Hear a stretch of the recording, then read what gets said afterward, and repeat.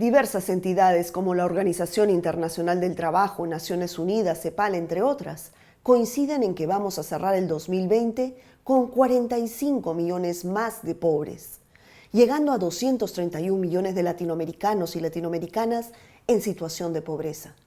Es decir, aumentará un 37%, mientras que la pobreza extrema crecerá en 28.5 millones. Esta pandemia ha destapado un sistema económico perverso al que no podemos regresar.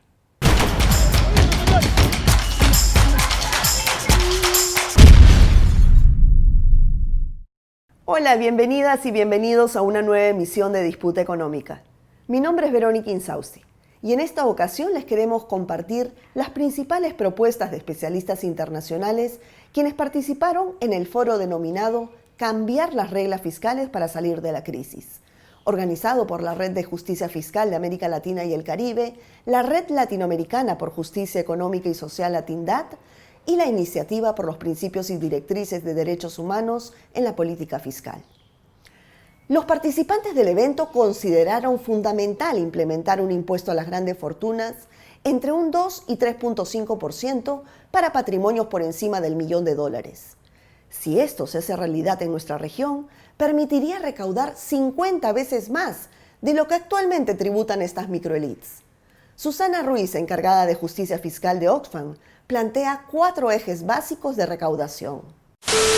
Esta crisis no puede suponer que genere beneficios extraordinarios para algunos sectores empresariales. No tiene ninguna justificación que haya empresas obligadas a cerrar, que haya empresas obligadas a paralizar su actividad, mientras que otras, por el diseño de sus prácticas, por el diseño de su modelo empresarial, consigan beneficiarse tanto. Lo que planteamos es recuperar una idea, como decía, que ya estuvo en marcha en tiempo de guerra y que es lo que se denomina el impuesto a las ganancias extraordinarias por efecto de la pandemia, que supondría un tipo de gravamen muy alto, pero solamente al tramo de beneficios adicionales, de utilidades adicionales que se han generado como resultado de la pandemia. Entonces, gravar a los ricos, gravar esas rentas extraordinarias y gravar también un sector de actividad que ha sido uno de los grandes beneficiarios durante esta crisis y que también, por los efectos del sistema fiscal internacional, permanece infragravado, que es la actividad digital. No hay que esperar a un debate, a un consenso internacional. Es cierto que en estos momentos hay una agenda muy potente dentro de la OCDE, liderada por la OCDE, bajo mandato del G20, que plantea algunas de estas soluciones, pero un consenso internacional ahora corre el riesgo de ser un acuerdo que solamente beneficie a algunos países desarrollados, que se tomen decisiones, en el que se tomen decisiones rápidas y que en cualquier caso no veríamos resultados recaudatorios antes de 2 o 3 años. Por lo tanto, lo que planteamos es que para los países, sin esperar a lo que suceda en el proceso internacional, se pongan en marcha medidas que permitan gravámenes temporales y transitorios, que graven esta actividad digital que puede suponer hasta probablemente un 40 o un 50% del PIB regional muy rápidamente y que ha sido también allí donde hemos visto uno de los resultados más extraordinarios. El cuarto eje que plantea Oxfam se refiere a los paraísos fiscales. Según datos de CEPAL, perdemos el doble de todo el dinero que los gobiernos de la región han puesto en marcha para hacer frente a la crisis sanitaria. 1 de cada 5 dólares que entra o sale de la región de inversión extranjera lo hace a través de un paraíso fiscal. Solo para que tengan una idea, la fortuna de las 73 personas más ricas de América Latina creció durante la pandemia 48.200 millones de dólares. Esto equivale a un 38% del conjunto de los paquetes de estímulo que se han ido poniendo en marcha en la región y a 8 veces más los préstamos de emergencia que han sido concedidos por el FMI. Jorge Coronado, de la Red Latinoamericana por Justicia Económica y Social, afirma que la pandemia vino a evidenciar el rostro más perverso de la estructura económica en la región y propone un cambio urgente en las reglas fiscales y económicas. El costo fiscal es para salvar al sector privado. Por eso urgimos cambiar las reglas económicas y fiscales para enfrentar la pandemia.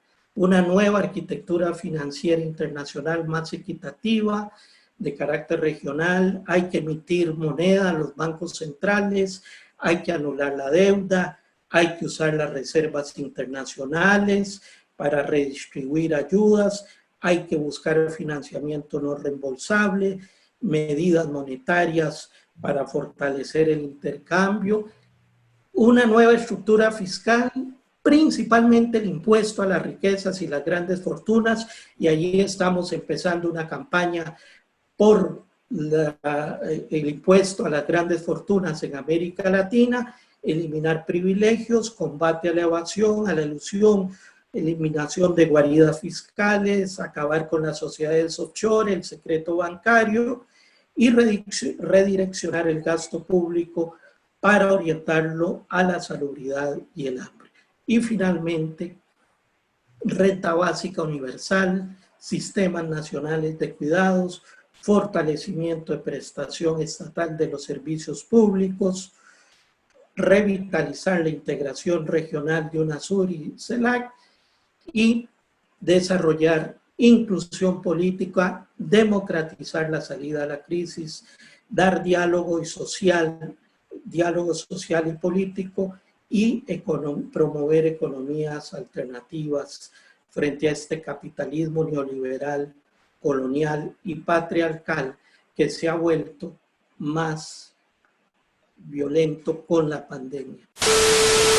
El representante de la Tindad advirtió que si ya el modelo tributario de América Latina era dramático en términos de posibilidades de viabilidad financiera, ahora con la pandemia eso se va a multiplicar por 300%.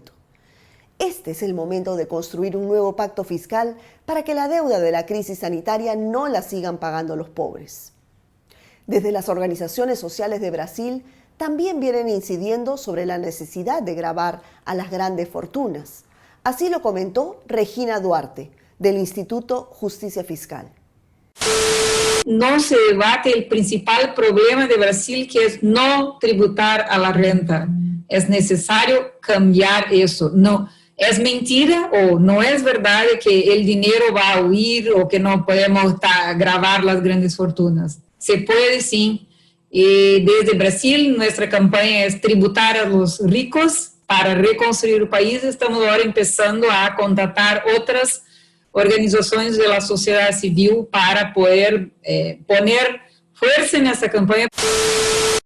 Y desde Argentina, Eduardo Rece, del Centro de Estudios Legales y Sociales, sostiene que la conformación desigual en América Latina se basa precisamente en la fortuna que las familias y empresas dominantes hicieron a partir de la tierra. Y es justamente al patrimonio donde los estados deben gravar como primera medida para enfrentar la crisis. Es imposible salir, digamos, de los niveles de desigualdad que tiene América Latina y que no hace falta que yo lo diga, ya lo dijo CEPAL hace 40 años atrás, este es el continente más desigual del planeta. Es el continente más desigual del planeta porque además tiene el reparto de la renta inmobiliaria más desigual del planeta. Efectivamente es en la tenencia de la tierra y en la propiedad de la tierra un elemento central para consolidar el proceso de reproducción de desigualdad en nuestro continente. Por eso nos vamos a centrar ahí. Por eso es complementario con los impuestos a los superricos que planteaba Susana, Jorge, Regina y a todas las medidas que muy bien ellos y ellas explicaron. Efectivamente no se puede dejar de mirar todo lo que tiene que ver, toda la estructura tributaria subnacional dirigida a los impuestos inmobiliarios, a los impuestos de base territorial. Yo diría que, porque además, tomando también parte de las reflexiones que hemos escuchado recién, ese también es un impuesto que se puede aplicar ya. No hay que esperar, ya está creado, los impuestos inmobiliarios en América Latina están creados. Salvo un país, El Salvador, que no tiene impuesto inmobiliario. ¿Y saben por qué no tiene impuesto inmobiliario? Porque hasta hace 40 años todo el país era propiedad de 14 familias. Con lo cual es evidente que, y en muchos países de América Latina, si el impuesto inmobiliario existe, pero existe en una cuantía insignificante, absolutamente insignificante, es precisamente porque este es un país de grandes terratenientes, este es un continente de grandes terratenientes. Entonces decía, es un impuesto que se puede aplicar ya porque ya está, salvo El Salvador, en todos los países hay impuesto inmobiliario, no hay que inventar uno nuevo, no hay que crear, no hay que justificar ninguna creación nueva de un mecanismo tributario, hay que justificar cómo repartimos mejor la enorme tasa de ganancia que tiene el proceso especulativo de la tierra en América Latina. Enfrentar el modelo de desarrollo económico dominante en el mundo supone cambiar las reglas fiscales, las de producción, las de inversión, el intercambio vinculado al ámbito del comercio, de bienes, y todo esto apunta a cambiar las reglas institucionales. ¿Cómo lograrlo? Pues con las luchas sociales. Así de claro lo planteó Esteban Silva de la Fundación Constituyente 21 de Chile. Son ejes de trabajo y de reflexión fundamentales como desafíos para la articulación al mismo tiempo, ¿no?, de las luchas sociales y de las vinculaciones con las expresiones de soberanía, sean limitadas o no. Estoy hablando de los parlamentos, de las y los parlamentarios, estoy hablando de las instituciones que reproducen o que supuestamente son parte de espacios de soberanía ciudadana en distintos ámbitos, que van desde los municipios, los gobiernos regionales o locales, hasta los gobiernos nacionales y, por supuesto, el debilitamiento que han tenido los Estados-nación. Por ejemplo, yo solo quiero mencionar una a través de lo que son los tratados de libre comercio y tratados bilaterales de inversión que reproducen este candado y esta estructura de desigualdad que se expresa de una manera sustantiva, desde mi punto de vista, desde nuestro punto de vista, ciertamente en la desigualdad de la generación y de la acumulación de la riqueza, los excedentes, y que es fundamental grabar en este periodo fundamental de crisis y aprovechar cambios que son más sustantivos. Según Esteban Silva, no vamos a volver a la antigua normalidad, sino a una nueva realidad. Y este es el momento político para hacer transformaciones profundas. En ese sentido, un grupo de organizaciones de la región vienen impulsando una iniciativa fiscal basada en principios de derechos humanos. La propuesta la resumió Paulina Castaño, del Centro de Análisis e Investigación Fundar de México. La política fiscal debe ser comprendida como un instrumento para la garantía de los derechos y además tiene un enorme potencial transformador para combatir la pobreza, las asimetrías de poder, las desigualdades, incluida la de género, y otros factores estructurales que obstaculizan la plena realización de estos derechos. Entonces, hoy más que nunca, en esta crisis por pandemia, es urgente y necesario la realización de este vínculo, ya que es la llave para lograr sociedades más igualitarias. En medio de la pandemia se abre un debate entre profundizar la vía neoliberal o romper con ella. Hoy el movimiento social en su conjunto debe desmontar esa falsa narrativa de las élites de que no se puede gravar la riqueza, ni el patrimonio, ni las herencias, donde justamente ahí están condensadas las fortunas.